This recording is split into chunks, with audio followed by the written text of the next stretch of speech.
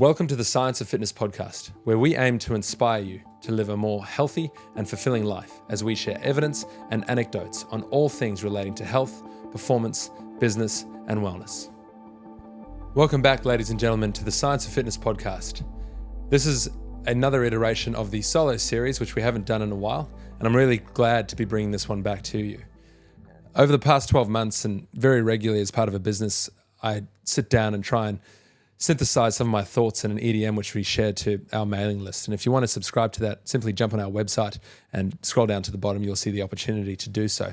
But within the mailing list, I want to share everything from the evidence or the latest research that we might know, right through to any sort of thoughts and philosophical kind of theories with which we really operate behind as a business. And so as part of this latest solo series, I'm essentially just going to synthesize most of what has been written in the last sort of 12 months over our EDM series, so that we can kind of share it out to you guys that might be watching or listening and yet to sort of subscribe or actually be a part of what we do here at SOF. And so the first thing we're going to go into on this episode is a theoretical model that I sort of have referenced a number of times, and the team references here at the gym in Brisbane and down in the Gold Coast. And it's what I like to term as the hierarchy of fitness needs. And what do we mean by this? Well, essentially, when you train and when you take on a exercise-based program, a lot of the time we sort of just associate with it needs to be really hard. It needs to be very heavy. We need to stress the system, and that's it. And you need to be a little bit more strategic with how you approach this. I've had the fortunate sort of career of being able to work with a versatile range of clients and bodies, be involved in evidence, work with researchers, and work with some of the very best practitioners out there in the world. And the biggest thing I've realized is that it's not necessarily about a start to finish 8-week program or process, and it's much more about a holistic, sustainable, physically active life. And we want to set a hierarchy of sort of importance in terms of how you approach your training so that you can ultimately adhere to a regular exercise regime and, more importantly, live a more active, healthy, fulfilling lifestyle. And so this entire episode is going to go into the details of essentially the hierarchy of fitness needs that we approach everyone that we work with. And so what are those fitness needs, or what is the hierarchy? At the end of the day, the main rule over your training is you can't build fitness or performance on dysfunction. If you are injured or in pain, be it an elite athlete, be it someone in their 70s, be it an aspiring sort of junior athlete, if you are injured or in pain, you will not be improving your performance. You are going to have to rehab that injury or that pain. And so as a fundamental principle, we need to be approaching our training with a bit more of a holistic view of going, how can I train, stress the system enough to induce enough adaptation that I actually get better, but not too much that I end up breaking? And so first and foremost, the term I like to use, and I saw this in elite sort of rugby programs I worked in as an intern many years ago, is robustness. You want to build a body that is robust, a body that can handle all sorts of variables that might come at you organically through life, or in your training variables if you're really pushing a high performance metric. And so what is the sort of main principle and theoretical sort of application of robustness? At the end of the day, it's a combination of mobility and activation work of your muscles, of your movement system, to build a system that doesn't break, or that doesn't break so badly. If you think about older populations, there is a big difference between someone that trips and falls and bruises and maybe grazes their elbow or their knees, and someone that trips and falls and breaks a wrist, or worse, a femur or a pelvis. And so a robust system is a system that doesn't fall and break. It's a fall and bruise at the very worst case. And that's a nice analogy for the older populations to think about. In the same sense, a robust system that is playing an elite sport, going into heavy contact and heavy impact, it's a system that doesn't break. It's a system that bumps and bruises and might be in pain, but recovers quickly and can go again, which is really the demands of high performance sport. And so you want to set that as your number one priority with your training. Yes, that's ahead of strength. It's ahead of endurance. it's ahead of aerobic or anaerobic fitness. It is a system that doesn't break, because if you cannot turn up to train regularly and stress the system in a strength mechanism or stress the system in an aerobic mechanism to actually generate the adaptation you so desire because it's in pain, if you can't do that, you won't get better. And so you want to be strong, you want to be robust. And so after that, what's the next priority? And this probably applies a little bit more to, I guess, your general population or the longevity type aspiring individual, but can apply to an endurance or an elite athlete as well. But you need to prioritize strength. So you've built a heavy base layer of robustness. The next thing you want to build is strength. And you want to build a system capable of handling all variations or a range of variations of forces, heavy, fast, and frequent, so that you can continually engage with them and not break down in the process of exposing yourself to those forces. Let's take an example of an elite contact sport athlete. If you are running into contact, if you are running at high velocities, there is a number of forces that you're going to be dealing with all the time. A strong athlete is going to be able to handle those forces and actually be able to manage them as they come at the body, be it, from another athlete, or be it as you change direction into the lower limbs. That's the strength element that really needs to be developed in a controlled environment like the gym for that athlete. If we take a older person that wants to be a little bit stronger and be able to get around the house and get in and out of a chair, or lift a grandchild up above their head and shoulders, you need an element of strength to be able to do that. And so you've taken the time to develop a robust system. It's now about being able to maybe lift a little bit more weight, maybe have a stronger grip strength. And the difference between, being able to dumbbell bench press 5 kilos each arm for an older person versus an older person that can do 12.5 kilos each arm is pretty significant. And so that's where the measuring and the progressive overload and all those little elements from a training perspective become really important, and become, I guess, something that you should prioritize. And I say this before prioritizing your aerobic fitness, your engine. And it sort of has done a 180 in recent times in the fitness industry, at least in the last 10 years. For a long time, fitness and health was considered go for a run, do endurance work, do aerobic work. And a lot of people did that. And not many people prioritize strength training besides maybe your bodybuilders or your strength athletes or, elite athletes that required strength for their performance. But that's definitely shifted. That whole dynamic has shifted. Females are lifting a lot more weights. Older people are lifting a lot more weights and actually prioritizing their strength, which is very good. And I would rather someone is strong and not quite so aerobically fit than being really aerobically fit, but being weak and being frail. And then that takes us to the next stage of our hierarchy, which is aerobic fitness. And so we've got robustness. We've got a system that doesn't break. It's pretty robust and solid. We've got a system that's now strong. So it's robust, it's strong, which is just going to reinforce its robustness. And now you want to look at building your engine. You want to look at building your aerobic fitness on the next order of the needs. And so, if I were to set up your training week, I'd look at implementing some degree of long, slow endurance training. And that might be a walk for 90 to 120 minutes twice a week. That might be some, cardiovascular zone 3, zone 4 exposure for extended periods of time. There's plenty of variables as to how to train your aerobic fitness, and I'll leave that for other aerobic coaches and experts. But in terms of order of hierarchy, that would then come next after strength and after robustness.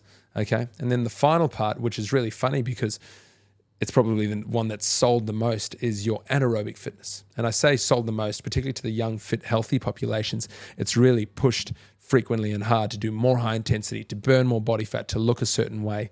This for me is of least importance for the general population. If you're an athlete that requires a great anaerobic fitness or an anaerobic capacity, sure, you then need to prioritize it. But again, it becomes somewhat redundant if you've got a system that breaks or a system that isn't particularly strong and therefore its anaerobic thresholds are not even that high anyway. But at the end of the day, anaerobic fitness for the general population comes last on the list. Why? Because you probably don't need to do it as much as you think you do. Yet, I don't know, particularly in the Australian market, a lot of people are doing a lot of anaerobic training, or they're coupling it with strength training and they're doing high intensity intervals on a rowing machine or a bike, or doing a sprint straight into lifting weights and then back into a circuit class. That comes with high risk, and it's really hard to actually do that well. And a lot of the time people hurt themselves doing that type of training. And so what we need to do is consider, okay, what are the needs maybe as an athlete if I do need an anaerobic capacity, sure, build a system that can handle it and train towards it. But if I'm an average Joe, if I'm really busy, if I lack time, doing a quick anaerobic high intensity interval session for 30 minutes is not going to be enough for you to actually build a really healthy system for the next 10, 20, 30 years of your life. And so that's where I would actually say to someone, prioritize injury prevention stuff first, because I'd rather you able and capable to go on that hike or go on that surfing trip or go for that recreational run if your body can handle it. So robustness first, then getting strong, and then do your aerobic training. If you get the opportunity to do a bit of high intensity anaerobic work, great. But that for me is almost last on the priority list, particularly for the average population, or even those in the sort of longevity space that looking to live, just a little bit longer and healthier and use exercise as a tool or mechanism. And so that sort of gives you a bit of a function of that hierarchy of needs. One more time, robustness being the priority. You're better off doing daily work of mobility and activation than nothing at all, or than trying to lift a heavy weight or do anaerobic work. Do the daily stuff because it'll set you up with a system that you're more confident to use, to then do strength training, which is next in the hierarchy, to then do aerobic training, which is then next after the strength training, and ultimately to do the anaerobic stuff, which really sort of sits as the little icing on the cake in terms of this hierarchy of needs. And so to sort of think about the layers of what inspired this, as a practitioner, I get the opportunity, as I've said, to sort of work with all walks of life and different, bodies and abilities. And a lot of people that come and start, or a lot of people that come and, train with us and have had regular bouts of injury or all sorts of issues, or their body's broken down and they've needed meniscus surgery or shoulder operations or back surgery. It's often because they've had the best of intentions to train, but they've gone in and done something too hard or too fast and not managed their load, or not had a system that had the capacity to handle it. And so a lot of the time we find ourselves spending the first 8 to 12 to sometimes even 24, 30, 26 weeks actually building someone's robustness, building their ability to recruit the right muscle at the right time for the right activity, to improve their hip mobility, to improve their thoracic and rib cage mobility, to improve their respiratory strategies. And in doing so, you then improve their capability to step under a barbell and actually do a squat and handle the load and not put, too much stress or threat on their lumbar spine, which has given them issues, or cause hip impingement, which has given them issues previously. And so, having done this a number of times, even elite athletes that come in and see us in their off seasons, we take some time to really just go through the mobility and activation basics that will ultimately set them up with a system that can handle more capacity. And that's the whole idea with it. And that really is a message that we try and really sort of have to let settle into our clients when working with them. You don't come to see us to get in better shape. You come to see us to move better and get out of pain, or do things that might prevent you being in pain. And as a result, you're then going to get in better shape and actually adhere to programs and everything else. And it's quite funny because a lot of people tend to skip these foundational movement quality priorities because they're pretty boring and they're pretty slow, and they require you lying on the floor and doing some breathing and turning your consciousness to, how do I actually recruit my deep abdominals? And can I then use my deep abdominals or stabilize at the pelvis to then generate forces and manage loads through my hips and through my spine? And, do I have the mobility to actually do that exercise, or whatever else it might be? And so quite often people go, oh, I want to do chin-ups, or I want to get fit. I'm just going to go and do the hard thing that I see fit people do, without realizing that they may not actually have the capacity. And so that's sort of the whole idea behind it. And quite often when people do really drink the Kool-Aid and they actually sink in and consider, oh, this is something that I need to do, they suddenly realize how important and how valuable it is. And at the end of the day, they sort of realize a lot of the time when their body breaks down or lets them down, they might have a niggling knee that blows up every time they try and run, or a shoulder that irritates them every time they try and get better at push-ups or bench press. That's when they can work out if their system's robust or not, if their system can actually handle stress and load, and therefore they need to take a step back, work out the movement priorities, build a bit of robustness to ultimately then, build a capacity that is stronger, more aerobically fit, anaerobically capable, and so forth. And so, when it comes to pain and misconceptions in and around this space, people often just get told or sort of absorb a narrative of, oh, that's just my body and it just lets me down. Yet very rarely do they take the time to consider the movement and mechanical strategies that are required to really load the system well and load the system safely? And this, I think, is really the future of health and fitness, is practitioners hopefully spend a little bit more time understanding muscle mechanics, movement, pain, and pain-based principles, so they can work really closely with doctors, other physicians, physiotherapists, and other clinicians in closing the gap at teaching someone how to move and get strong and then handle more capacity for more work without overloading the system, causing an injury, causing pain. And this is where I think there's a big breakdown in the system, because at the moment, majority of people are in pain. They might go straight to a physician. The physician isn't trained in movement mechanics, really, and isn't trained in actually understanding the load and the stresses that might go through the system when they're running regularly.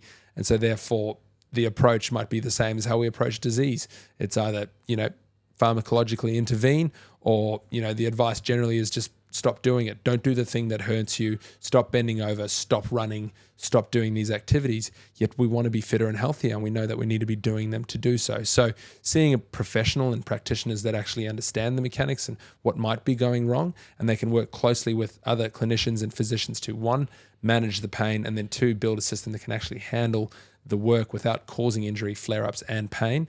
That for me is really where the future of health and longevity and even medicine is going, is practitioners that can work together to connect the dots to help someone stay more active. Because at the end of the day, we know if you're more active, if you have more muscle mass, if you have an improved VO2 system, a better VO2 max, a cardiovascular system, you're going to live longer and you're probably going to live a little bit happier. And so that's kind of the whole idea behind this hierarchy of fitness needs, is being able to break it down to what's most important and what should be prioritized, and then what layers can we then start to add on top of that. And so if I sort of consider robustness and how does it fit into someone's training week, this is where it really gets nuanced, and it depends on the individual. But at the end of the day, I like to consider, the basics of muscle recruitment and movement patterns. It's balance. It's being able to squeeze the right muscle consciously. Can you activate your glutes like we all can activate our biceps, right? Can you squeeze your shoulder blades and extend the thoracic spine? Can you rotate and access ranges of motion through your mid-back? Can you, access ranges of motion through your hips? That is priority number one. And then two, do you have the ability to activate and have control in those motions and in those positions? Because at the end of the day, when you're on your next run, you might have to skip out the way, you might slip and find yourself in a lunge position. But if you lack the capacity to handle that position, you don't have the strength or the robustness to handle that, your tissue might let you down. It might strain, you might, cause some damage at a joint or a ligament, and then the problems occur and we have to then mitigate for them and go into rehabilitation. And so a lot of the time the language that is used is called prehab or preventative rehabilitative type exercises. And, if you think of movements and activities such as Pilates, they really start and set up that foundational component, and they're invaluable because they help you consciously turn your attention to specific muscles and areas you haven't moved or don't get an opportunity to activate, particularly if you live quite a sedentary life, which most of us do. We're stuck in chairs in our commute, we're stuck in chairs for our career, and we're stuck in chairs when we get home from work. And so being able to take some time to deliberately activate muscles and pour a bit of consciousness into how they feel and how they might contribute to the way you move really is the sort of nuts and bolts of robustness. And then from there, it's going, okay, can I integrate that activation into a little bit more strength or balance type movement? And this is really the breakdown of Pilates, in that it gives you that activation, but it doesn't necessarily give you that stress stimulus that a decent amount of strength or loading work does. It doesn't give you that complexity that a decent amount of strength or loading work does. For example, you might do side lying clams and activate your glutes. How does that contribute to the way you squat? How can you relate the mechanical properties of the side lying glute activation exercises you do in a Pilates session with the mechanical properties of your squat? And that is where the gap and the sort of relationship between robustness and therefore being strong or going to that strength category is essential. And that for me is, again, a major gap in what health and fitness is sold as, and then rehabilitation, physiotherapy, clinical health, clinical exercise physiology, and right up to physicians. And being able to close that gap between activation and associated movement mechanics and strength, and therefore then strength being able to pass on to the way you move, you run, and recreationally be active, that is really the whole sort of combination of process, the sliding scale of your ability to move that needs to be prioritized and actually taught and set up for people to successfully move and be healthier. So how does, teaching people how to move differ from just training them? There's a huge difference. And this is where practitioner knowledge and practitioner understanding is essential, because understanding the origin and insertion of muscles, understanding the roles of joints, understanding the loading principles on eccentric and concentric phases, all these complex, different language type terms for your high quality practitioners, that is really important, because if we can communicate with physicians, with clinicians, and understand the movement mechanics and the principles of doing them really well, and then communicate that language to someone who may not be as well versed, that for me is the most important job of a trainer. It's not about writing a really good program with sets and reps and progressive overload. That's a small part of the role, and sure, we need to have that, but being able to teach people how to move is one of the most important things a high quality practitioner can learn to do and actually specialize in doing. Because once someone knows how to execute a squat well and safely, you can then actually load that system and reduce or mitigate the risk of doing a loaded squat as you start to develop your strength, or you can mitigate and reduce the risk of annoying the Achilles tendon if you've done the right tendon loading, prehabilitative strategies. And so the how to move principle really is that connective piece between robustness and strength, and should be prioritized by any decent strength training or exercise-based practitioner or professional. And so, what would the journey of pain to confidence to high performance look like for an athlete? Well, working with athletes that have done some severe injuries from hamstrings through to ACLs, the initial stage is really pretty heavy and pain guided. Pain is information. It's a really useful tool, and we can use it to sort of guide how we load that system. And obviously, too much load will generally cause pain. And so we then get to learn that lesson. And then there's a whole bunch of sort of, literature and theoretical models that have been placed out. Every individual responds differently to different loading and different pain. You get elite athletes that come back from typical ACL surgeries in 6 to 9 months and they're playing at an elite level. And then you might have someone that takes 12 to 14 to 24 months to come back from an ACL. So it's going to be different for each individual. But at the end of the day, pain is the mechanism and the tool with which we can use to guide how we load the system. And then from there, once that pain has subsided and we're able to load the system really well, that's where the psychological and conscious confidence really comes in. And it makes a huge difference to the participant or the patient's experience when they can consciously and confidently load that injured site or that injured joint or that area that gave them grief and actually use it to start to build a little bit more capacity.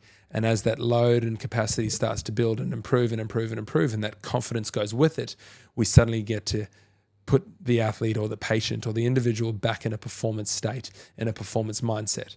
And our approach to working with older people should be no different. If you're an older person that's had a foot or an ankle injury, for example, let pain guide the initial stage and don't do things that cause too much pain. We need to load the system, build the strength, and do it in a way that the body can then handle a little bit more stress as the pain subsides, and the capacity to do more work in a controlled environment like your gym or like a controlled little home workout program.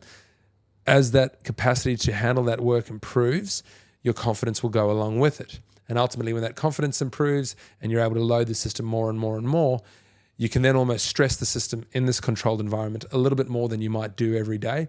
And therefore, then your day-to-day performance of hiking or jogging or riding will actually be there and available for you to access. And so ultimately that confidence in and developed through a controlled environment in the gym or in the rehab space will give you the ability to perform day to day. And it's something that is totally worth considering and totally worth investing in, both time and financially, from a rehabilitative perspective, and even more so in a preventative perspective. If you've been through a rehabilitative journey, if you have injured yourself and you're not confident in your ability to load your system, you need to take the time to learn how to do so safely and properly in a controlled environment with a practitioner that knows what they're doing and how to do so that ultimately you can have the confidence to perform in whatever that might be it an elite sport on the field, in the court, in the pool, whatever it might be, right through to just your day-to-day life of playing golf or recreationally going surfing or going for a run with mates.